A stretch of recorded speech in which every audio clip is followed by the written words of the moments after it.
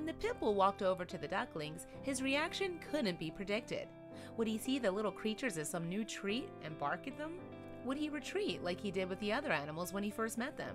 Fortunately, it turned out that his response was more heart-melting than nerve-wracking. But he wasn't always in a position to act on his gentle nature.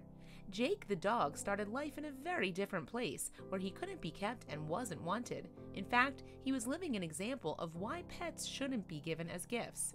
Jake's original owner received the puppy from a boyfriend she had only been dating for a short time, and while it's not known if that relationship lasted any longer, the woman had no intention of keeping Jake and quickly set about trying to give him away. That's how 28-year-old Casey Boggs of Wentzville, Missouri came into the picture. She has been taking in strays since she was 19, and while Boggs hadn't planned on adding another fur baby to her family, she nevertheless saw something she couldn't ignore. "I saw Jake's face on a Help Me ad floating around Facebook and Craigslist," she told dog enthusiast website I Pity the Bull in December 2015. A woman working 2 jobs had been gifted Jake by a man she dated for only 2 weeks, Boggs added. "It was more like a cry for help," Boggs elaborated to the Dodo in April 2016. Indeed, when she saw Jake's face looking at her from the photo, she felt an instant connection to the pit bull. "When I saw his picture, something told me I needed to meet him," she also explained in her I Pity the Bull interview. So Boggs arranged to meet Jake and his owner in a parking lot.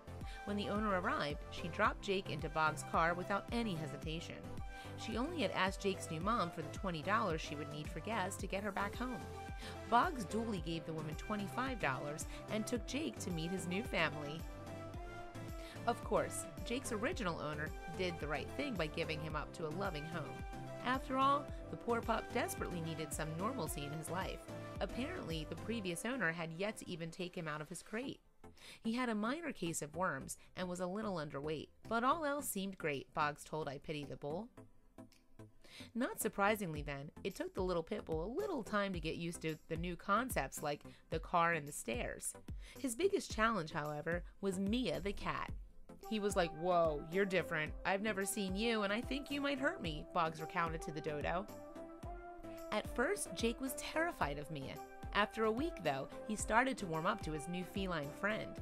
They ended up cuddling. That was good because it taught him unfamiliar things aren't going to hurt you. You're okay, Boggs recalled.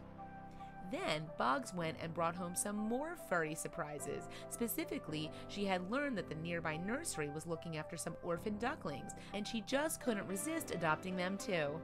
But because of Jake's past anxiety over new things, Boggs was naturally apprehensive about how he might respond to the ducks. So, it came as a surprise when Jake reacted the way he did. He laid right by their tub the first night and just peeked over and watched them, she informed the Dodo. He just really paid attention to them. Boggs and the other dogs were nonplussed by the little fluffers, in fact, but Jake was mesmerized. What's more, when the duckies started wandering around by themselves, Jake even took on the role of mom. He goes up there and just lays on his stomach right away, Boggs said. He knows that's the position he has to be in because they're still so fragile. Their legs can break over nothing. Boggs thinks she understands why Jake made such a strong connection with his new duckling pals. She suspects that it might have something to do with the fact that the pit bull has a condition called cranial mandibular osteopathy. This is a rare and incurable bone condition in the jaw that causes pain, but one that can be managed with medication.